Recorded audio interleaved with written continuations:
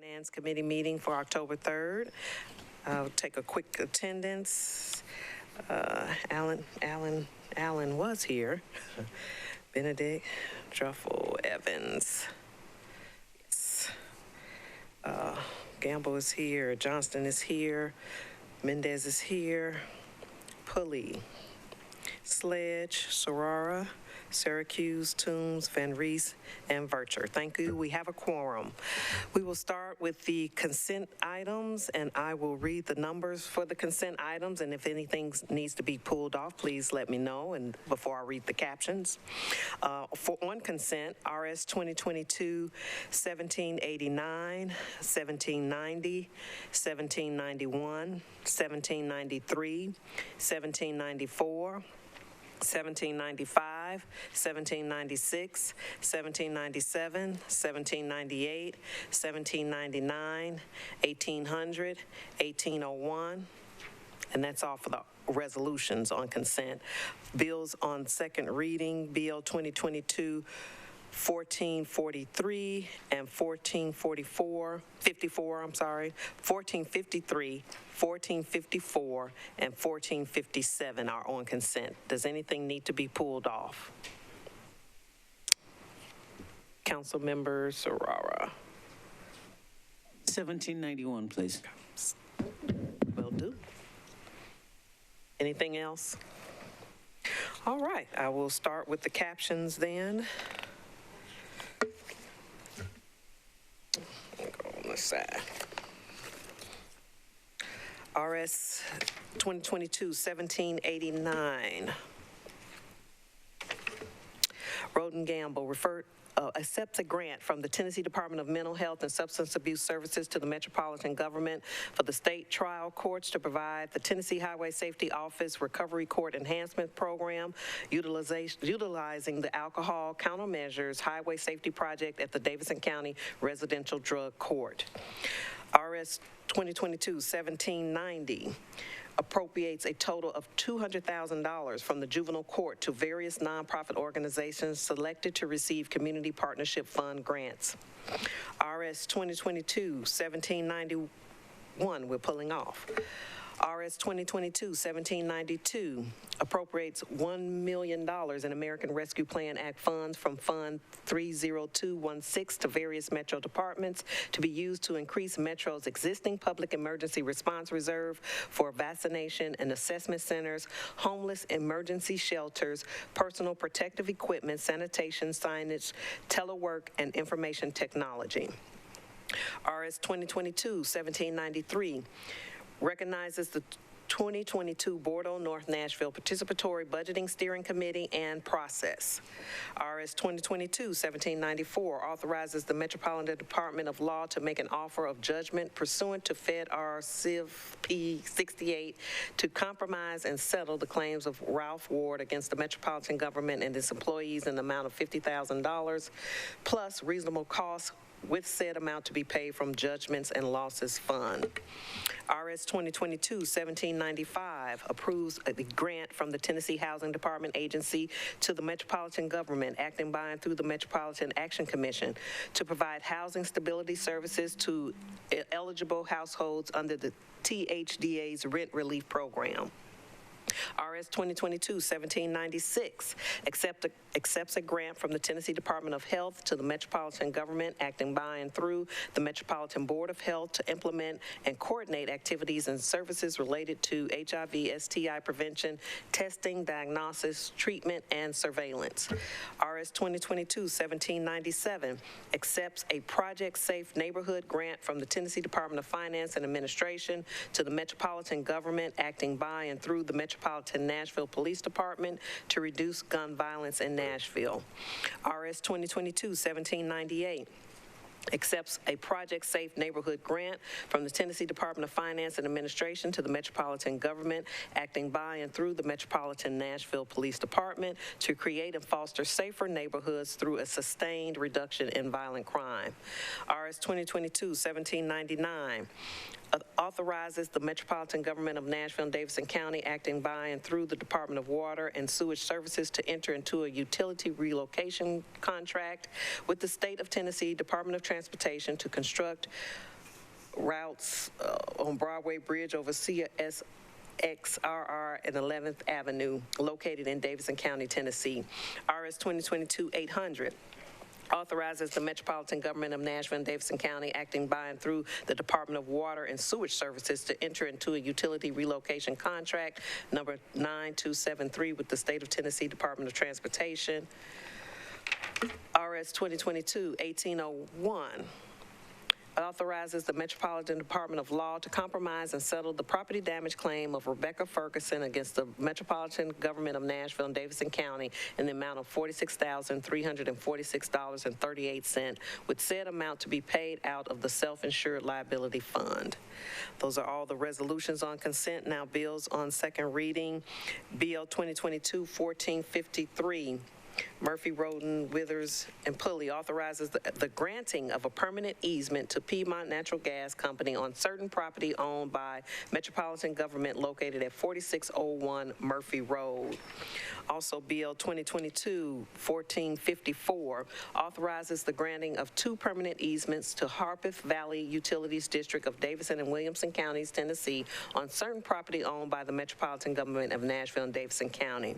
And last, BL 2022-1457, O'Connell, Roden, and others, authorizes the abandonment and conveyance of the Metropolitan Government's interest in Alley 68 in downtown Nashville, on approving an easement and agreement providing for the Metropolitan Government's use of certain space and improvements to be constructed in the former alley. May I have a motion for the consent agenda? It's properly motioned and seconded. All those in favor? Any opposed? Any abstentions? Thank you. All right, we will move to the first item on the agenda for discussion, RS 2022-1696, Sepulveda, Gamble, and others, appropriates $25 million in American Rescue Plan Act funds from Fund 30216 to the Metropolitan Department of Housing Authority to provide low-cost loans to developers for the addition of deeply affordable housing units. May I have a motion? Thank you. We have 2 substitutes on this particular bill, and we will take, I have O'Connell's as the first one. Councilmember Johnston is standing, and I'm happy to move with your amendment, your substitute first. Can we move the substitute? Can you move the substitute, please? Okay. And I will turn on your microphone so we can hear you. There you go. Thank you. So this is sort of an omnibus amendment. That they're calling it a substitute because there was a minor change in the first part of where it changed authority to agency or vice versa. I don't know. There was nothing substantive to it, but anyway, they have to call it a substitute. I'm happy to whiz through this because there's only 3 of us that weren't here and just in the interest of time. So what I'll do is just open it up for questions, I guess, instead of running through the entire thing, if that's okay with everyone. But if I have specific questions, again. Basically, can you just give us a 1 sentence, basically, what does the substitute do?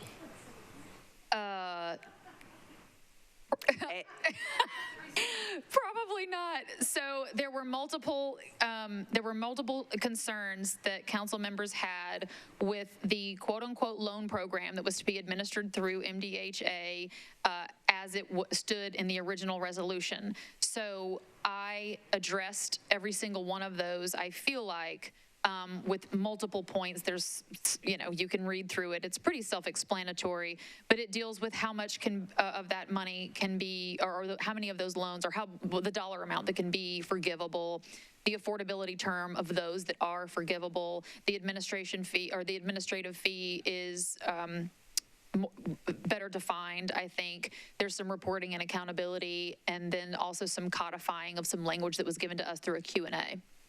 Great, thank you. Sure. Great job, by the way. I think that may have been 1 sentence. Yeah, it was a run-on sentence, but it was a sentence. Thank you. Any questions or discussion? All right, I don't see any hands. So all those in favor of Councilmember Johnston's substitute, say aye. Aye. Any opposed? Any abstentions? Thank you. One abstention. All right, thank you so much. And we will move to the second substitute on this bill offered by Councilmember O'Connell. Councilmember O'Connor, you're recognized. Oh, well, we need to move the bill. Thank you. Thank you, Madam Chair. Again, I think part of this is really just offered in the interest. I can't say enough thanks to Councilmember Johnston for looking to offer some stronger guardrails on the original proposal. I will say, if we think about this in terms of risk profiles, I have extremely high confidence in the Barnes Fund in terms of leveraging dollars, getting units built, cost per unit, all of the things that you want to see. It is a successful tool we already have. If I think about the affordable housing gap financing piece, it strikes me as being a pilot program. It is an experiment. It is not something that has ever been a core recommendation of people in either our homeless planning space, our provider and advocacy space. It's not something that was a recommendation of the Affordable Housing Task Force. It is great to have new ideas. It's not necessarily where I would want to push all of our chips given a choice. This makes the Barnes Fund whole to the tune of what the Affordable Housing Task Force rated as a high recommendation. And it also, we are aware now that the Barnes Fund can do 0 to 30 projects. They can process permanent supportive housing projects. So I want to make sure we are having an appropriate conversation. I know Councilmember Sledge raised the point in affordable housing that we do not yet have a commitment from the administration about how we're going to get to that $30 million level. This would let us do it. It would let us do it with important one-time funds, and it would not sacrifice the pilot for the affordable housing gap financing program. So encourage colleagues to consider it. We're trying to get to a point where only one of these substitutes will be offered on the floor tomorrow, but for the sake of discussion, I think it's good to have them there on the floor tomorrow. Thank you. Thank you. Any further discussion?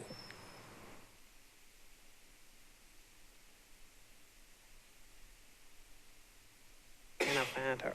Councilmember Evans. Thank you. I was going to ask this question in affordable housing, but I got in so late, I thought I would wait till now. Can the administration or anybody confirm or clarify with the Barnes Fund, because this, the current MDHA program that we're looking at really would be to dedicate to 0 to 30% AMI, and it would also require coordination through coordinated entry. Would there be the same protections if money were shifted to the Barnes Fund?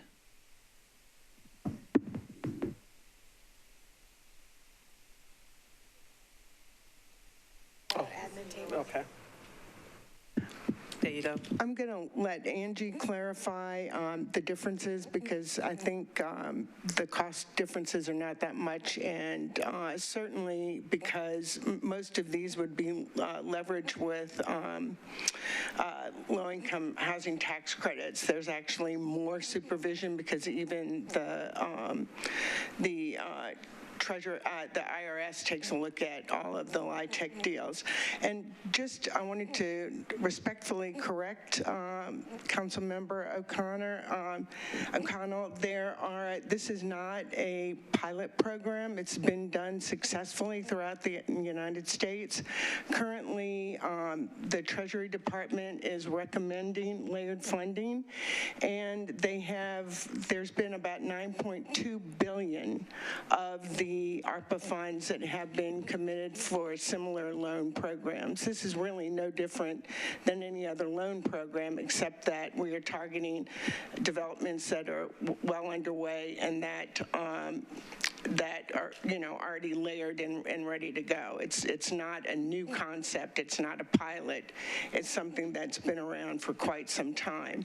And there's a how-to guide within the that Treasury put out for ARPA, and it's all listed in there. So it's not something new. It's not something different. It's something that's actually been proven has been done for decades. Thank you. Thank you, Council Lady. Since the Affordable Housing Committee meeting, I made myself a little side-by-side comparison for this committee. So I just was going to walk through it quickly. Whether or not, who can make loans? Barnes Fund cannot, the Affordable Housing Gap Financing can. That means that it can create a revolving source of funds.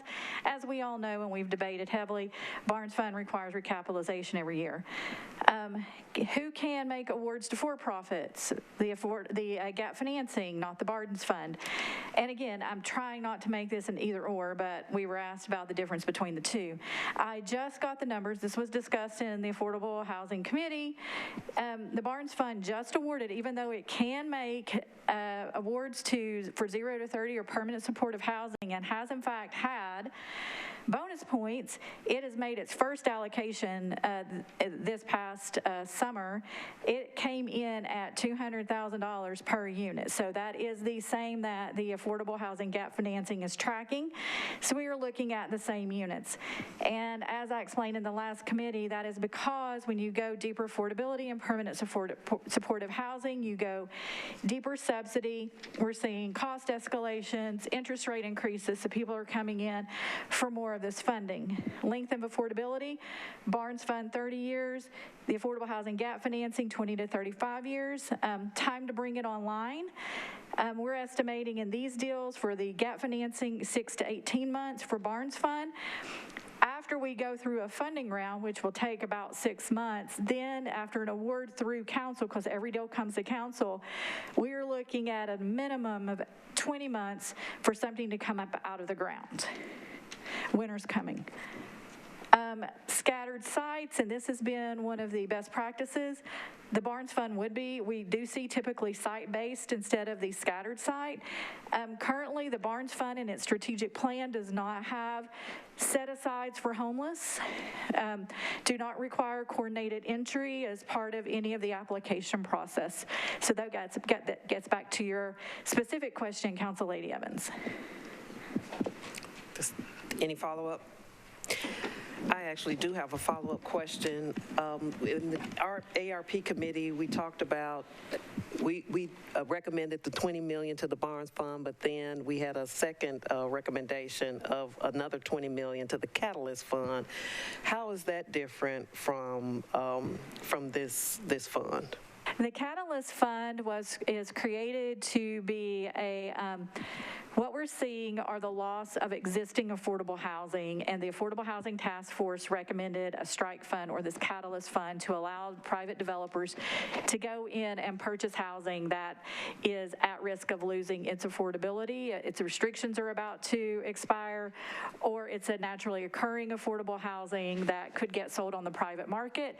And right now we don't have a funding source that allows a developer to be nimble in that competition with the market, and so that's what the Catalyst Fund is for. And are those loans for private developers? Yes, and that would be managed. We've been going through a procurement process to get a fund manager on board to create that deal structure. It would be a complete revolving loan fund. And what is the AMI requirement on that? The AMI, we would keep it consistent with our 60% rental, 80% home ownership, which is what the Barnes Fund is. Thank you. All right. I saw Councilmember Sorora and then the Sledge, Councilmember Sledge. Thank you, Chair. As the council representative on the Housing Commission, I did not want the conversation to end with that comparison that looks as if the Barnes Fund does not do or will not do as well as the GAP funding. I do want to say that while I'm interested in every tool in the toolbox, like I said, in affordable housing, we did not want to absorb the other one. So I'm still looking forward to the administration providing numbers for us tomorrow night in terms of making old the Barnes Fund. I think we want the Barnes Fund to be old, and we want this to work. It's not either or. I think all of the tools, we have so much problem with housing that we need all of it. And so it's not one or the other to me. I think it has to be both. And so I look forward to getting that number tomorrow night. Thank you. Thank you. Councilmember Sledge. Oh, let me get your, there you go. Thanks, Chair. I actually think Councilmember Suarez covered it. Thank you. Any more questions, concerns? All right, are we ready for a vote on Councilmember O'Connell's substitute? All those in favor? Any opposed? I heard one. Okay. Any abstentions? Okay, you got that. All right, thank you. And we will move on to, okay, yes, we need to vote on the bill as substituted. Both substitutes passed on this bill. So we are voting on the bill as substituted by Councilmember O'Connell and Councilmember Johnston. Any discussion before we move forward? All right. All those in favor? Oh. Did you have a question? What? There you go. I was wanting to wait till we actually got on the bill as substituted chair. So out in Southeast, we're very familiar with LIHTC. Director Darby, is it still the case where developers can sell these tax credits? And if that is the case, do we need to be having some type of provision with this resolution?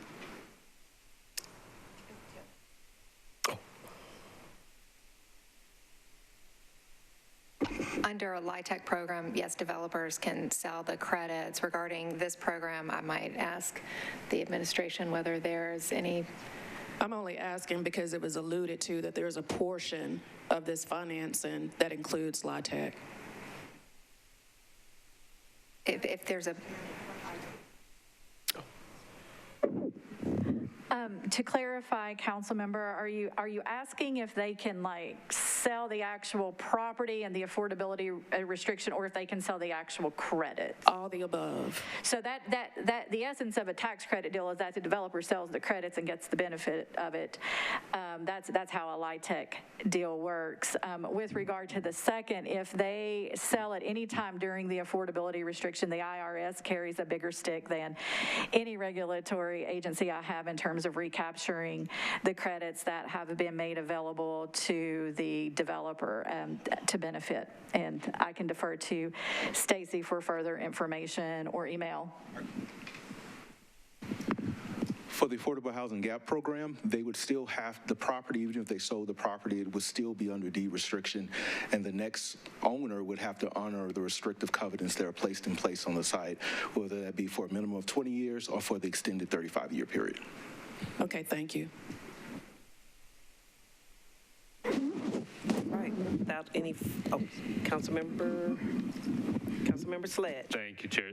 To follow up on Councilmember Vercher's question, I don't believe in this or in the substitutes, but I want to make sure I understand this, that there's for a participant in this program, that there is a cap or there's not a minimum or a maximum on participation. Is that accurate? As far as number of units is what I mean. It's a minimum of 2. Administration? Is there, I want to make sure I understand the question. Are you talking about a per unit minimum, or are you referring to a minimum target that we're seeking for the total number of minimum or maximum target? So if I'm a developer and I have a LIHTC eligible project and I say I want to come in and I want to do 2 units, you're not going to say, well, actually, we wanted you to participate at least at a number of 5, just making things up. On the other side of things, if a developer came in and said, the subsidy looks great, I want to do 40, would you say, actually, we think 40 might be too many for wraparound services that we have to coordinate?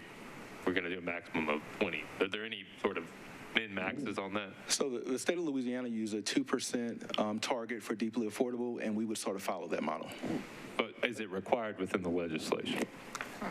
I don't know if it's in the actual legislation itself, but it is in sort of the program model that it's in the question and answer section, which is sort of codified in the legislation. So in Councilmember Johnston's substitute, we are codifying a 2% model. Is that accurate?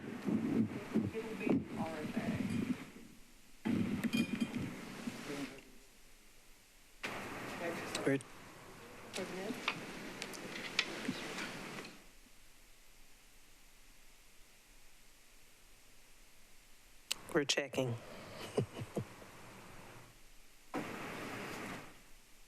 I don't see, I don't see that, that's codified. It's not provided for in the program Q&A. So it would not be codified in this legislation. Thank you. That's a concern I would have. Thank you, Chair. It's in, well, can you just tell them? Okay, are there any other comments from the administration table on that particular question? We can include it in the RFA. I'm pretty sure we answered in one of the questions. I thought it was codified in that response, but we can include it in the RFA or the legislation as well. Can I ask Ms. Darby how that would be done legislatively? It would need to be done by amendment. I don't believe that Q&A was included in, that was included in the Q&A that's attached to the resolution.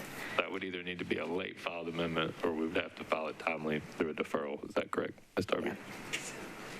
It would need to be, if you wanted to include it in there specifically, it would need to be an additional late filed amendment. Got it. Okay. Thank you. All right, any more questions before we take a vote? And we are still voting on the bill as substituted. All right, all those in favor? Aye. Any opposed? Any abstentions? Thank you. All right, we are moving on to, what are we on? RS 2022-1697, Sepulveda, Gamble, and others appropriates $9 million in American Rescue Plan Act funds from Fund 30216 to the Metro Homeless Impact Division of Metro Social Services to build capacity and housing first case management services, including establishing assertive community treatment teams. May I have a motion? Second. Thank you. We have an amendment for this bill offered by Councilmember Johnston. Like to move your amendment? Oh, I'm sorry. Let me get your mic. There you go. I may have been loud enough. I would like to move my amendment, please. All right. Moved properly and properly seconded, so we can move for discussion. Okay. So just a brief explanation. This is defined deliverables, reporting and accountability, just like we've had with all the others. Thank you. Any questions or discussion? All right. All those in favor of the amendment say aye. Aye. Any opposed? Any abstentions? All right. We will move on to the bill as amended. Thank you. And seconded. Moved and seconded. Any questions or comments? Any discussion? All those in favor of Bill 1697 as amended, say aye. Any opposed? Thank you. All right, moving to RS 2022-1698, Sepulveda, Gamble, and others appropriates $9 million in American Rescue Plan Act funds from Fund 30216 to the Metro Homeless Impact Division of Metro Social Services for temporary interim gap housing. May I have a motion? Thank you. Moved and properly seconded. Councilmember Johnston has an amendment on this particular bill. Councilmember Johnston, would you like to move your amendment? I would, please. So moved. Moved and properly seconded. Any discussion? Oh, what do you want to say? What's your amendment? We can just go. I mean, there's so many of us that were already here, so we'll just go with the questions. Councilmember Serrara. Thank you, Chair. I have no question. I just want to borrow from Bob Mendes' move and said that there were several questions asking affordable housing, and people can refer to that for follow-up. Thank you. Thank you. All right, no further discussion. We will move to Ms. Johnston's amendment. All those in favor? Aye. Any opposed? Any abstentions? All right, thank you. The second amendment has been withdrawn from Councilmember Toombs. So at this point, we will take a vote on the bill as amended. Thank you. Moved and properly seconded. All those in favor? Aye. Any opposed? Thank you.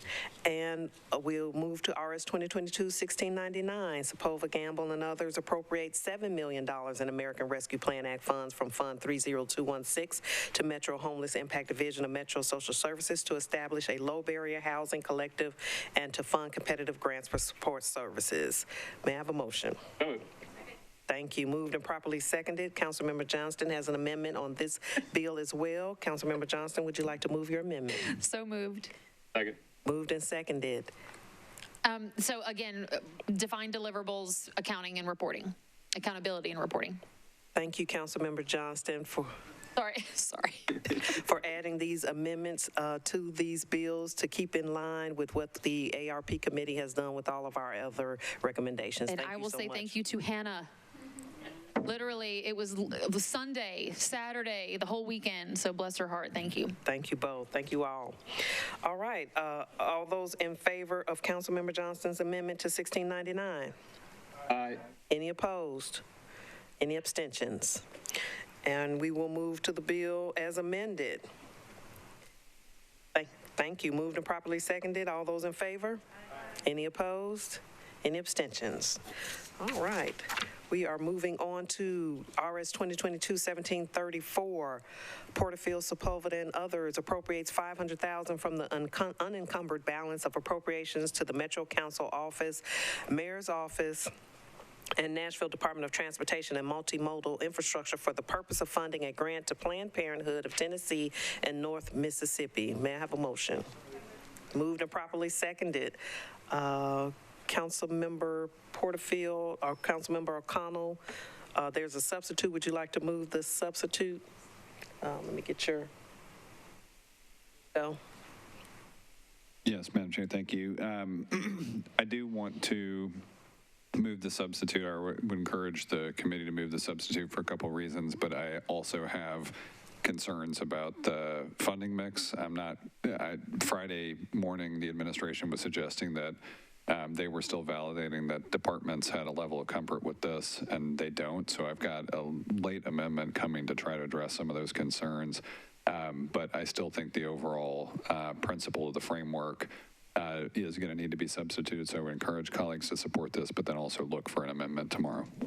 I need someone to move the bill, move the substitute. Thank you. Moved and properly seconded. Any discussion on the substitute? Councilmember Serrar.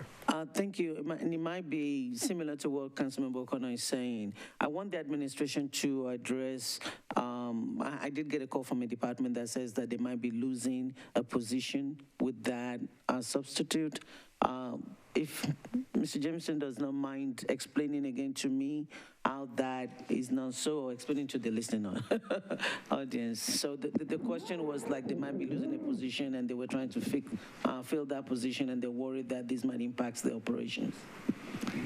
Sure. The original funding sources was from a smaller pool and larger amounts from those departments. The intent here was to spread the pain, if you will, which is always difficult to ask any department this soon after the operating budget is adopted. You'll see the majority of the substitute funding proposal locations are from regular pay. So when a department receives an allocation for pay for additional employees beginning July 1st in the operating budget, it is not infrequent that department takes a while to locate personnel, recruitment, interviews, that employee's ability to start soon, and sometimes months pass.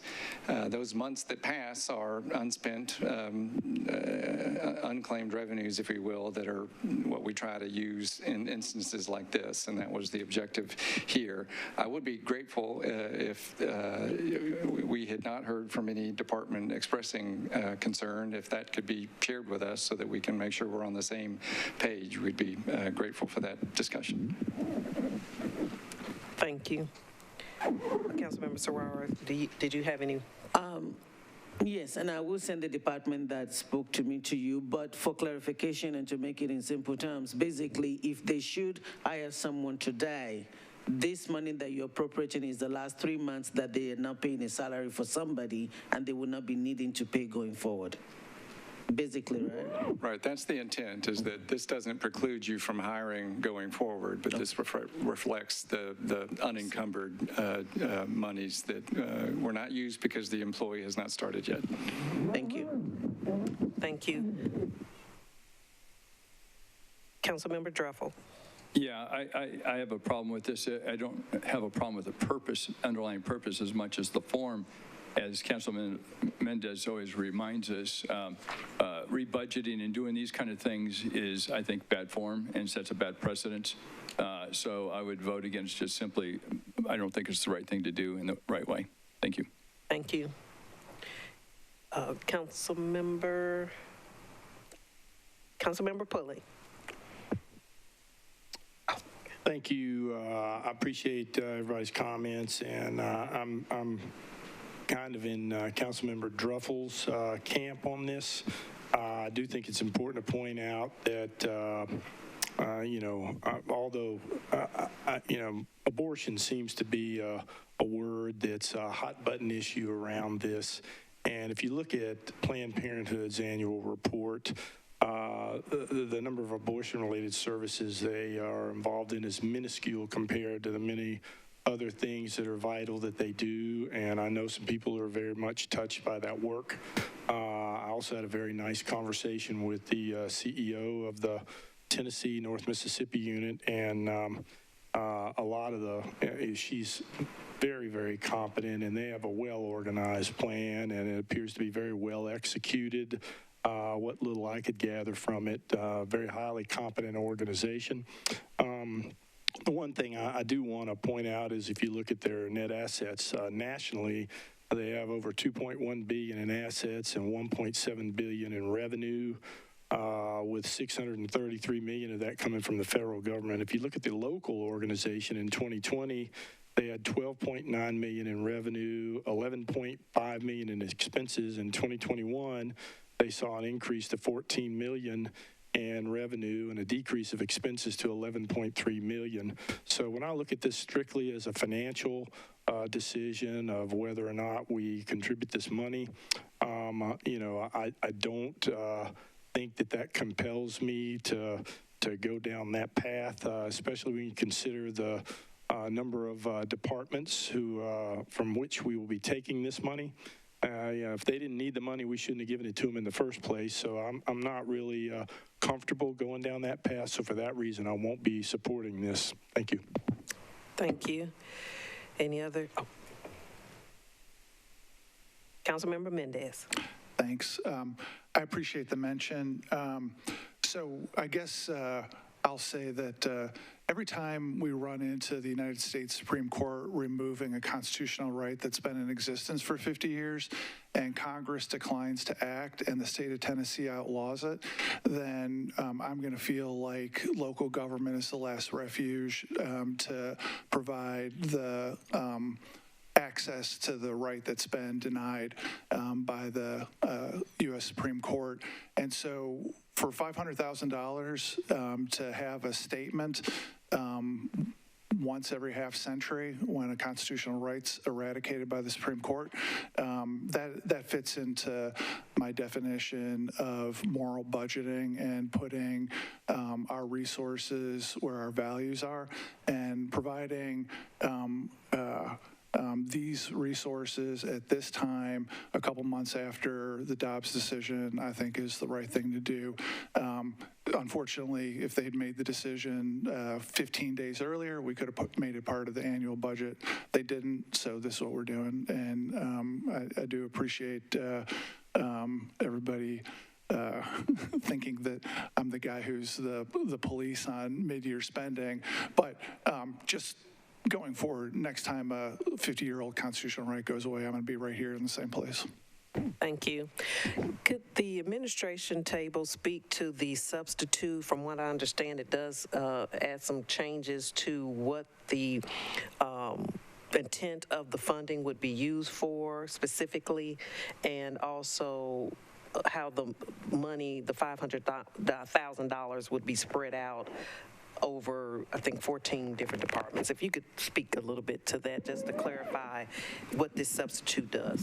Sure. I would begin by expressing enormous appreciation to Councilmember Emily Benedict, who I know won't be here tomorrow, but there is a second piece of legislation that it's on the council member's agenda that would essentially provide for free contraceptive and contraceptive services and counseling counseling through the Department of Health. I should make clear on the front end, the Department of Health already does provide that to some extent through a Title X grant, and they do so on a sliding scale so that individuals at the poverty level get it for free, but you do pay as your income increases. In discussions with Parks, Finance, Council staff, and the sponsor, it was determined to have a fiscal note. I will turn to Kelly to make sure I'm right about this. I think it was between 1.3 and 1.5. Yeah, it was health, not parks. With health, sorry, not Parks. And at this time of the, just this close after the passage of the operating budget, that was just a non-starter. We had absolutely no capability of deriving that from any sources that we would usually turn to.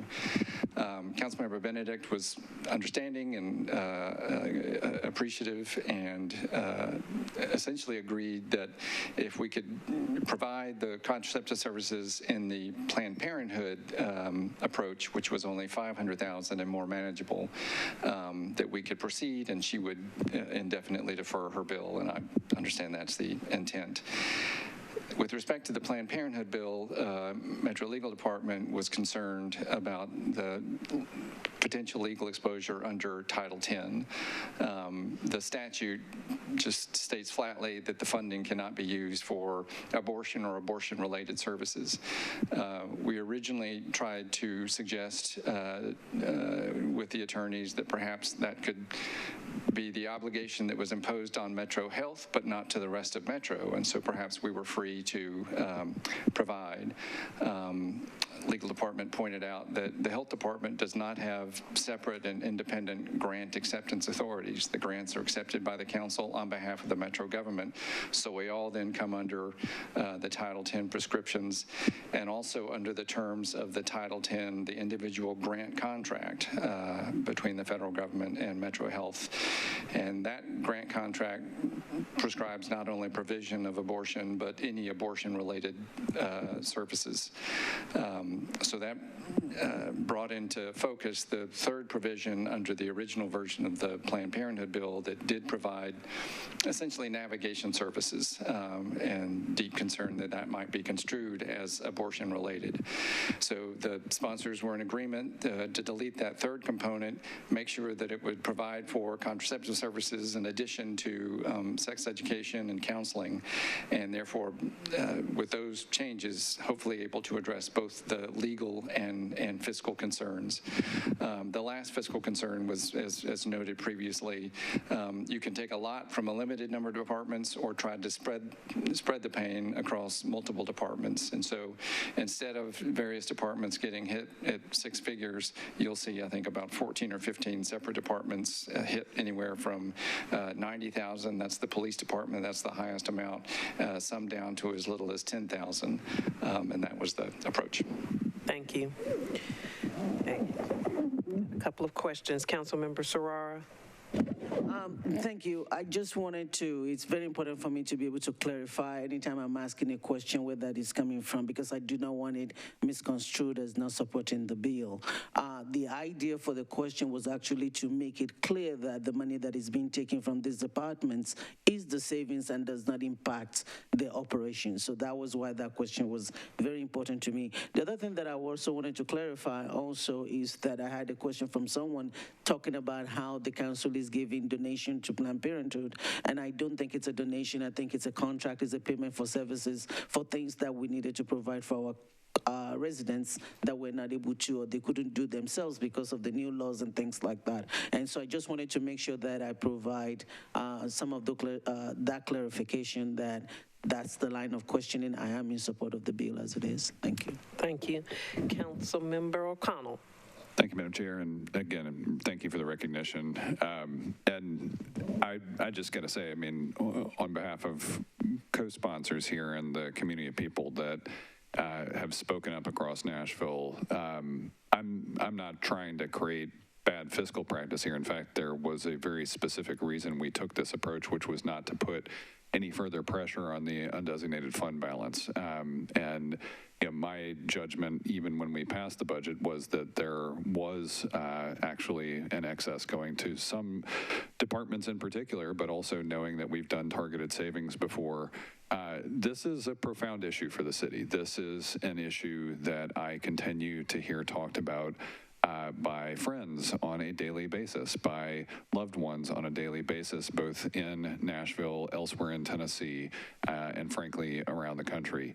If we are not prepared to respond to this locally with the very limited toolkit we have to do so, then I'm not sure how we're judging our priorities. To me, making sure that people who can become pregnant have an understanding that the city is standing up to find tools that they can still use to plan their pregnancies on their own terms is tantamount right now, as we have created a public health risk. For those who don't know, there has already been one story reported about an ectopic pregnancy that reached a local health care facility and required 10 hours of legal wrangling to figure out whether they could terminate this. The woman who arrived there did not know she was pregnant at the time of the event, and it turned out she was bleeding and creating a health crisis. That is the kind of thing we are up against at this point.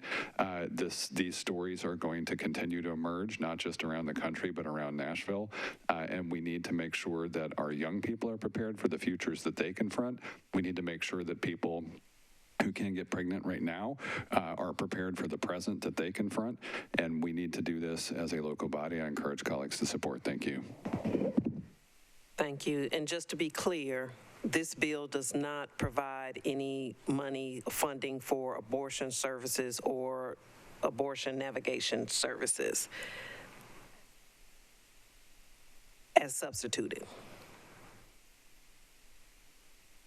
Yes. Thank you, Madam Chair. Yes, that is, in fact, one of the large parts of the substitute. I will say I personally do not share some of the Title X concerns that have been expressed, but there are other concerns from the legal community that has begun responding to some of the actual events on the ground, that criminal charges at the organizational level could have severe downstream effects. So we want to just be as careful as possible while also being as helpful as possible. Thank you. Thank you. Any other? Councilmember Allen. Thank you, Madam Chair. I want to echo this is an important issue as a mother of a daughter who had a pregnancy that did not work out well, that had to have an abortion, who now would be possibly, facing her doctor, facing criminal charges for just helping her move on with her life. I know how important this is. Also, as a past budget chair, I know how hard we work to balance the budget, and I'm still uncomfortable with this process. I think there are many worthy causes. Housing is a human right. Food is a human right. There are so many other nonprofits that I wanted to give more money to that need it. So it is a struggle for me to figure out how we can fight this fight. And certainly we've got to communicate to the state that they, where we are at the federal and state level is a terrible place. And I intend to send that message in every way that I can, but I'm not sure I'm comfortable with this just from a fiscal responsibility. I mean, I'm not sure how departments can plan if they know that we may come back, after we fought with what we're going to give them to come back and take it away 3 months later. So I appreciate the efforts that have gone onto this. I appreciate the efforts to make it more workable with the amendment, but I'm still just not comfortable supporting it. And I will find other ways to help send the message that I think is so important for us to send. Thank you. Any other comments? Councilmember Vercher. Thank you, Chair. I was just reading this and just reflecting on some of the conversations that I've had with women, and just thinking about this from a process standpoint, not from a PR standpoint, not implying that this resolution is PR, but so it reads that this is not an abortion piece of legislation. So if I'm a woman in crisis, and this is supposed to put funds in place for me to be educated, am I educated on how I go about obtaining an abortion? Am I educated about where I go to receive an abortion? Like, I guess I'm having a hard time reconciling what the outcome of this resolution will actually do for women. I get the birth control, I get that. I get the sexual kits, I get that. But there's a line in here about distribution of accurate information about abortion. So if I get that information, what do I do now? Where do I go? Just to clarify, is that in the substitute, that line has been removed in the substitute? So that line no longer applies to the bill as once we pass the substitute. So it's removing everything as it relates to abortion. Yes, and it's strictly contraception and family planning, education, and materials. So contraception, family planning, and sexual materials. Yes, sex education. Sex education. Sorry, I know that's probably condoms and all that kind of stuff. Okay, and how did we come up with the cost of $500,000 again? I missed that. Okay. Councilman O'Connell. Thank you, Madam Chair. This was arrived at in conversation with the providers in question, looking at what the needs were in the community and kind of what was I would say a reasonable amount. And keep in mind, this $500,000 now includes a significantly reduced fiscal note from the family planning bill that Councilmember Benedict had intended to run. So this kind of threads together some of the funding that would have been in that bill and combines it with this sort of in a substitute for the abortion navigation piece of it. So it could be $500,000. It could be more. Are we putting ourselves? Would it be possible for them to come back and say it's not enough? It will not be more. It's exactly $500,000. Okay. Thank you, Chair. Thank you. Any other questions or comments on the substitute? All right, I guess we are ready to take a vote on the substitute. All those in favor say aye. Any opposed? 2. Any abstentions? All right, thank you. There is a late amendment on the bill offered by Councilmember O'Connell. Can we move the amendment for the discussion? It's been moved and seconded so that we can. Oh, it hasn't been circulated? Okay. Okay. Can we let him speak on it or no? Okay. Madam Chair. Councilman O'Connell. Thank you. If Finance Committee members and the administration are in agreement, then the amendment may not be necessary. Okay. Thank you. All right, so we will vote on the bill as substituted. All those in favor say aye. Any opposed? 3. Any abstentions? All right, thank you. 2, 3 opposed. Johnston. All right, thank you so much. We will move on to RS 2022-1787. Is that on our list? Oh, yes. Approves a grant contract between the Metropolitan Government and Community Care Fellowship to operate an expanded mobile housing navigation center program. May I have it moved?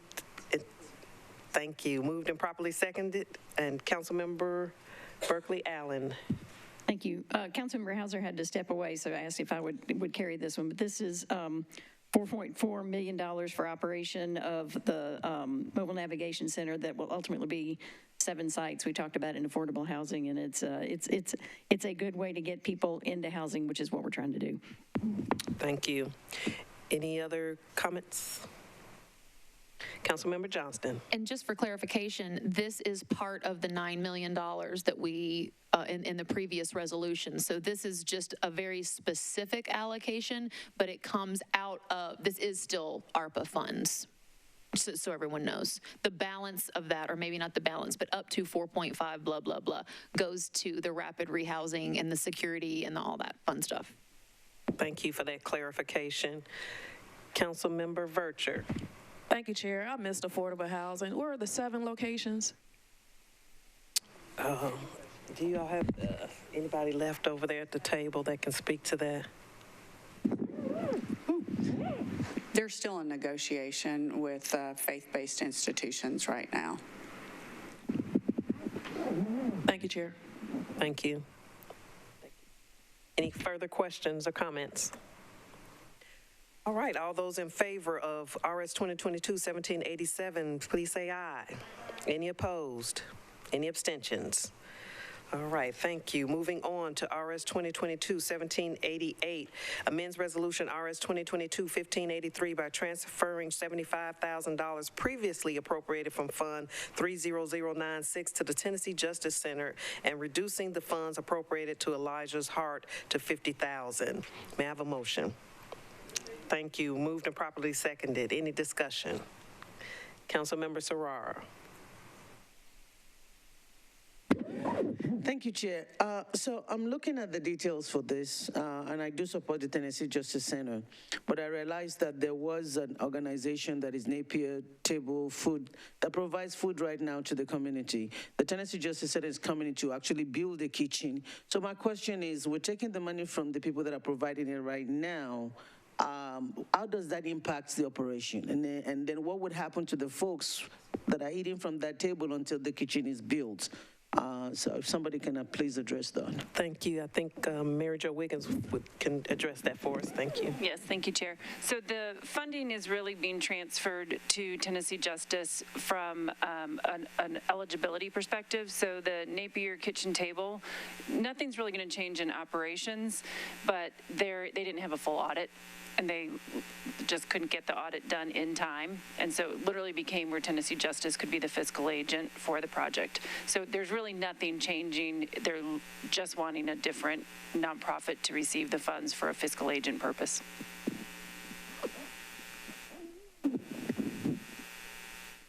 Councilmember Allen. Thank you. And then the other piece of this was moving $50,000 from Elijah Hart to somewhere, and I couldn't tell where it's going.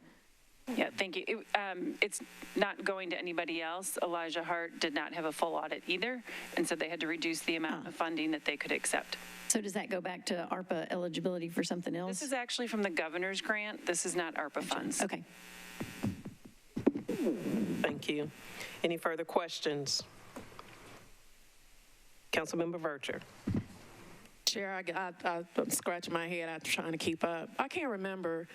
Is the audit required before or after? There were changes to the different audit levels in the last year. So this is, in order to be eligible to receive the funding, you have to either have a review by third-party auditors or an audit, depending on the level of the nonprofit's revenue and the amount of the grant. So I will say this was a bit of a lesson learned. We probably need to have those things cleared before we make the allocations in the first place. And so some of these nonprofits weren't eligible because they didn't have a full audit or they didn't have a review. And so those are put in place now to make sure that we're clearing that documentation before we even bring a resolution for approval. But wasn't a practice before not to have an audit before? It wasn't. It was required at the $5,000 grant level. So if you were going to get, if a nonprofit was going to get more than $5,000, an audit was required. What we did was raise those levels so that larger grants can be received now with just a review, and then an even larger grant can be received with an audit. So $50,000 is now the smallest amount that doesn't require an audit or a review. Okay, thank you. Thank you. Any further questions? All right, all those in favor of RS 1788, say aye. Any opposed? Any abstentions? All right, thank you. Moving on to number 10 on our agenda, RS 2022-1791 approves a contract between the Metropolitan Government and Disaster Recovery Services, LLC, to provide insurance and/or FEMA application and processing services related to federal declared disasters. May I have a motion? Thank you. Moved and properly seconded. I think Councilmember Serrara had a question about this one. I was the one that pulled it. So when I was reading it, it talks about this organization processes our FEMA application. But the part that I find confusing is also providing insurance. And I know that when it comes to FEMA application, when disaster happened, a lot of people always talk about they were not able to get something from insurance. I just didn't know if this organization is providing insurance to people before disaster, or what exactly are they doing? The application part is clear, but the insurance piece is what I don't understand. Kelly's like, look at I get you. Thank you, Ms. Wiggins. Yes, they're not providing insurance. They are doing the applications to our insurance carrier. So the best example is the March 2020 tornado. Some things were covered by insurance. What isn't covered by insurance, then we apply to FEMA. And so Disaster Recovery Services helps with our insurance claims. So they are actually putting together not only our FEMA application for reimbursement, but they also put together our insurance claims for reimbursement through insurance. So they don't provide the insurance, they're providing, the services to our insurance claims. Thank you. Councilmember Allen. Thank you. And I understand this listed our four most recent disasters that this covers. Hopefully, we won't have another disaster for 5 years, but if we do, will it cover future disasters as well? So this specifically covers the existing disasters because we originally contracted with them on an emergency basis, and we started work on these 4 disasters. That contract expired, and what we are saying is that at this point now, they are really the only ones who can complete that work. So you'll see this as a sole source contract. So we didn't go out to bid to renew for somebody to come in and finish that work. Again, we hope it doesn't happen, but if we had another disaster, we would have to go through the procurement process for who that provider of services would be. This is for specific to continue all the services for the disasters that they're working on. Any further questions? All right, all those in favor of RS 2022-1791, say aye. Any opposed? Any abstentions? Thank you. Moving on to number 21, late filed item, a resolution, late filed resolution. Oh, I thought that was on consent. Let's see. That I did. Yeah, I think that one's on consent. Nope, no, it's not. Nope, it's not. Okay. 92 is not. Okay, going back to number 11, RS 2022-1792 was not on our consent agenda. Johnston Gamble and others appropriates $1 million in American Rescue Plan Act funds from Fund 30216 to various Metro departments to be used to increase Metro's existing public emergency response reserve for vaccination and assessment centers, homeless emergency shelters, personal protective equipment, sanitation, signage, telework, and information technology. May I have a motion? Thank you. Moved and properly seconded. Councilmember Johnston. There we go. Thank you. So this is Metro's response, and it details out several things that Metro pays for as it relates to our response to COVID. We were originally asked, and I say we, the COVID-19 Financial Oversight Committee, was originally asked for, I think, $10 million for this. And I pulled that back to $1 million, and let's allocate as needed. And so here we are. We just need $1 more million. So it's a lot more controlled, I feel like, but it's necessary to continue to support those services. Thank you. Any questions? Councilmember Allen. Thank you. I appreciate that stepwise approach. So is this the second $1 million, or are we back up to that 10, or did you save us $8 million? No, this is the second one. So 10 million was way, yeah, right, yeah. Thank you. Any further questions? All right, all those in favor of RS 2022-1792, say aye. Any opposed? Any abstentions?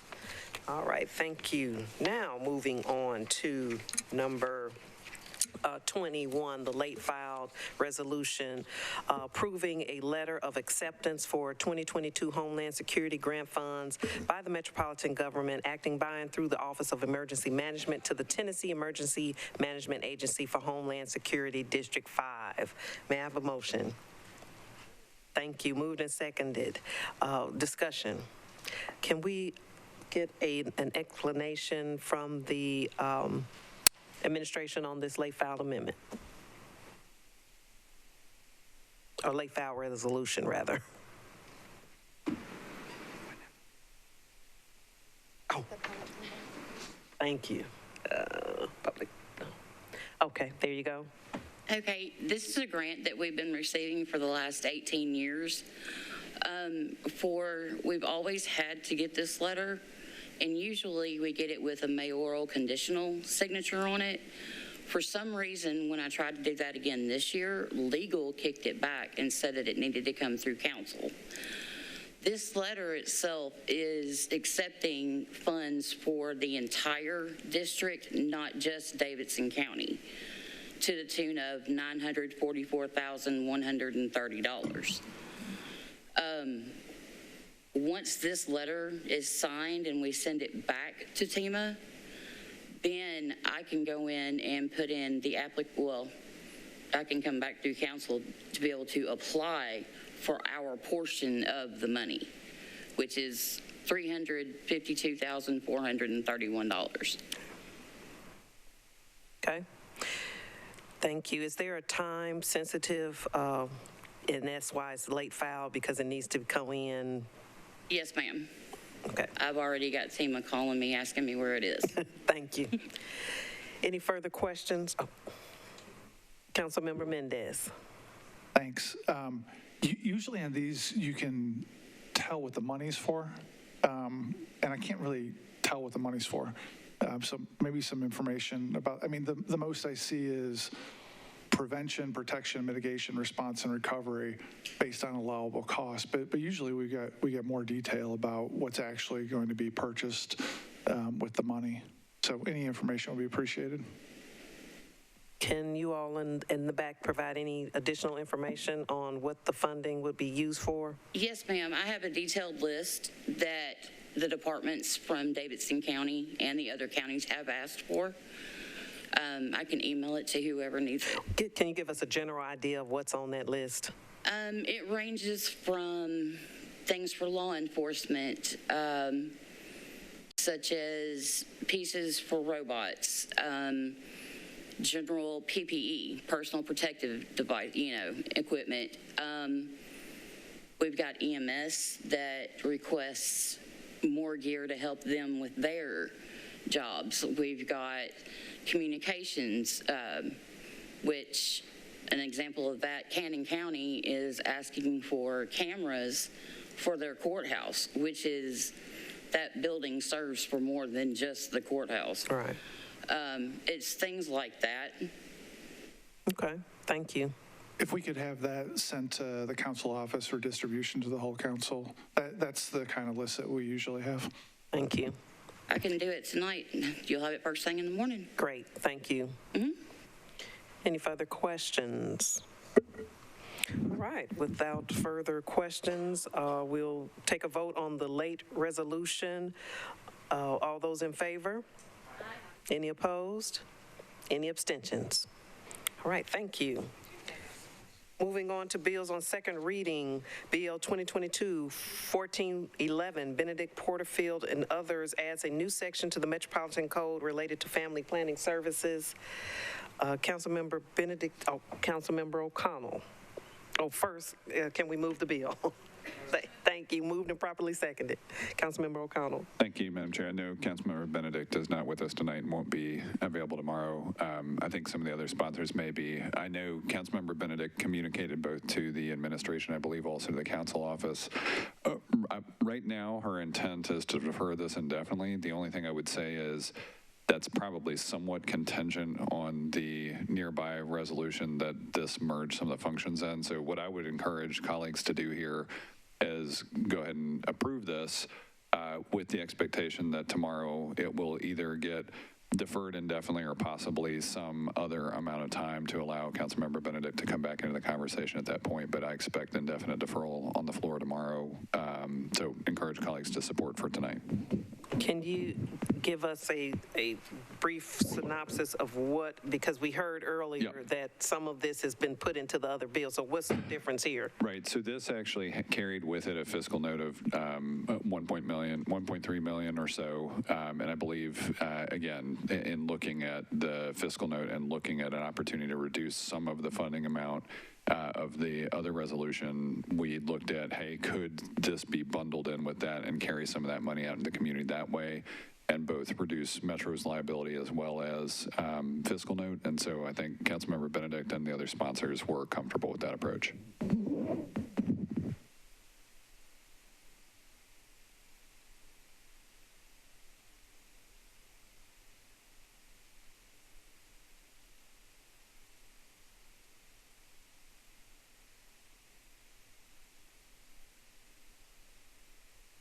We're checking on who all the sponsors are on this bill before we get, it may be deferred. Oh, yeah, sorry. I know I'm a sponsor, but not on the committee. Oh, you are a sponsor on the I am. I should be on the original Benedict bill.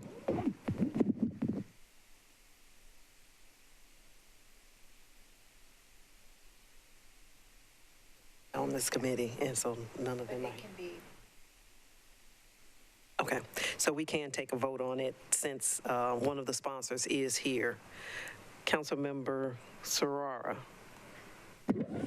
Just a question or clarification. I know that Mr. Jameson had talked about receiving information from Councilmember Benedict. Was that not communicated in writing to the council office?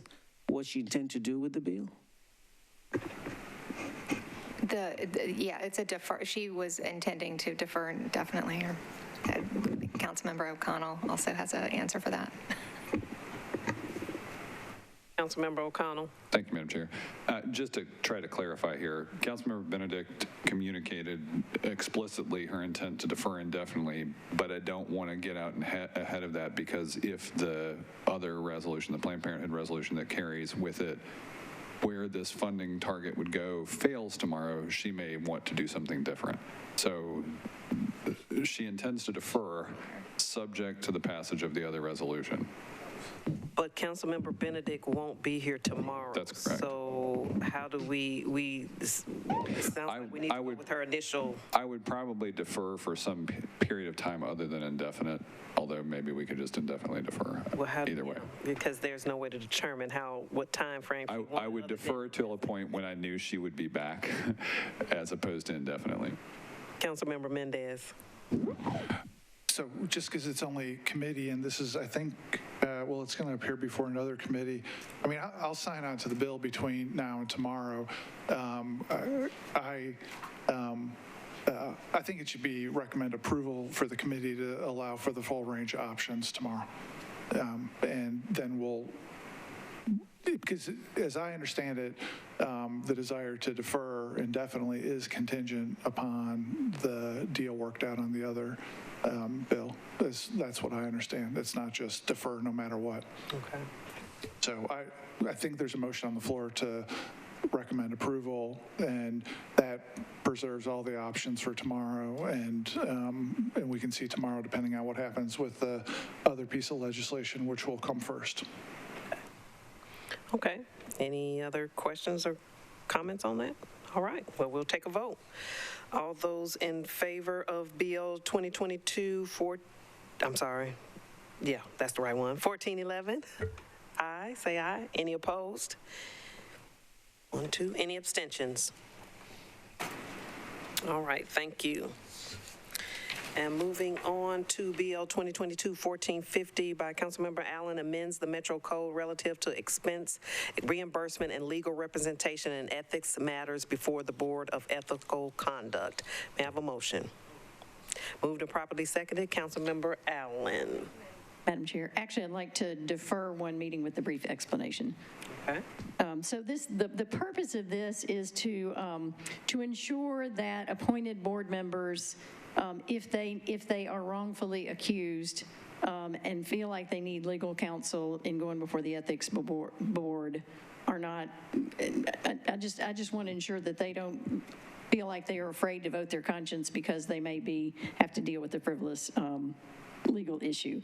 So, but there's still some language that I work on, and Councilmember Mendez had some input, so I'm going to come back to it with an amendment and would like to just defer for now, and we'll see it in 2 weeks. Okay. Thank you. And did you want to add anything? Okay. So we will defer, motion to defer for one meeting. All those in favor? Any opposed? Any abstentions? All right, thank you. BL 2022-1451, Styles and Others, approves a license agreement between the Metropolitan Government and Vanderbilt University for use office space and parking lots located at 5224 Hickory Hollow Parkway. There is a substitute being offered by Councilmember Styles, and we'll have the administration, well, first we need to move the substitute. There's a letter, isn't there? I believe there was a letter. Yeah, but there's a letter. Oh, there is a letter, okay. All right. So there is a letter to approve on this one. So Councilmember Mendez. Thanks. I think this might be for the administration. So I understand that this is to lease some space to Vanderbilt at our new $44 million mall. And Section 2 of the bill says that any amendments to the lease shall be approved by resolution of the Metro Council. So by resolution, and I'll accept a commitment that the big lease that's coming for a big pile of space is not going to be taken care of by amendment to this one, and it'll be a separate ordinance. You want to talk in the mic yes, for that? Please. Commitment made, and this is actually with the university as opposed to the medical center, which is a... Yeah, I mean, but you could still amend to change a tenant. I do that all the time. Yeah. So it's going to be a separate ordinance for the big lease? Separate, yes. There's no combination of the two interests. Thanks. Thank you. Any other questions or comments on this 1451? We need to move the substitute. Thank you. Moved and seconded. Thank you. All those in favor, and the substitute, just to clarify, is a clerical It's housekeeping that changes the address. Housekeeping that changes the address to the correct address. All those in favor of the bill of the substitute? Any opposed? Any abstentions? Now moving to the bill as substituted. Any conversation? Any discussion? All those in favor? Aye. Any opposed? Any abstentions? All right, moving to BL 2022-1452, approves a license agreement between Metro Department of General Services and the Salvation Army for use of storage space located at 5224 Hickory Hollow Parkway. There is also a substitute offered on this and a letter to approve. Let's move the substitute. All right. Substitute properly moved and seconded, also changes the address to the correct address. Any other discussion on the substitute? All those in favor? Any opposed? Any abstentions? Now we're on the bill as substituted. Thank you. Moved and properly seconded. All those in favor? Any opposed? Any abstentions? All right, and that concludes our agenda. I'm sorry, I forgot. We have a comment from Mrs. Flannery. Let's get the admin table. Oh, no, I need advice. I always have an opinion. Yes. But just following up on the fund balance conversation, I just wanted to thank the sponsors for the reproductive rights legislation for not contemplating fund balance. I feel like maybe you all heard it. So following up on that, I squeezed the marrow out of summer and then realized that we're almost at year end. And we had committed to, as part of the budget process, revisiting the existing fund balance policy before the next financial report comes out. And there's really the three components of that. I think we all agreed, well, I shouldn't speak to you, but I think we all agreed that the 5% is inappropriate. It's not following any best practices, recommendations, as well as we're missing a definition of what constitutes an emergency and a replenishment plan. So just wanted to get thoughts on folks' preference. I can bring you a policy and let you react to it, but I don't feel like that's the best use of everyone's time. I mean, we can do that and defer it, until the end of the year. Or if folks would entertain the concept of maybe a special meeting before the budget committee meeting, I'm open to any ideas. I want to be respectful of everyone's time, but make it meaningful as well. You want to get Swope's mic there, and if I can find it. Swope, where's Swope? Okay, there it is. I would just suggest a special meeting or a meeting that discusses financial policy with recommendations and best practices. That would be something at some point that we have time for. Okay. Thank you. Councilmember Allen. Thank you. I just want to say thank you because I have been begging for this, so I appreciate you working in because I know you're doing several other policies as well. And I think a short workshop would be helpful just for us to get a better understanding of what the GFOA says and how we can better mesh with what they recommend. Councilmember Johnston. I'm going to echo this special session. I think it'd be helpful probably to get your recommendations, which I'm pretty sure you probably already have ready to go, so we can sort of review them. But I'm so excited about this because this is a huge, this is such a dorky thing to be excited about, but I'm really excited about it because I think it is one of the most important components of our budget and our financial health. So this, Yahoo! I'm so excited. All right, well, we'll work with the chair and vice, Councilmember Mendez. Never mind, I'm just going to say, I think we definitely need recommendations, and I don't know how to say this nicely. We need somebody from the mayor's office present in the conversation too, not just finance, because I think, I personally have opinions about how well the administration balances tax rate, revenue, and fund balance. And so I'm going to be wanting to hear from the administration, the other side of the hall from you, in addition to recommendations from finance about where we ought to be. I'll just leave that there. All right, thank you. Thank you. Well, it sounds like the consensus is a workshop, a special called meeting, and I'm sure we'll wait until our Chair Roden is back and discuss a date for that. Yeah, thanks for the time. Thank you for bringing that to us. All right, thank you. Meeting adjourned.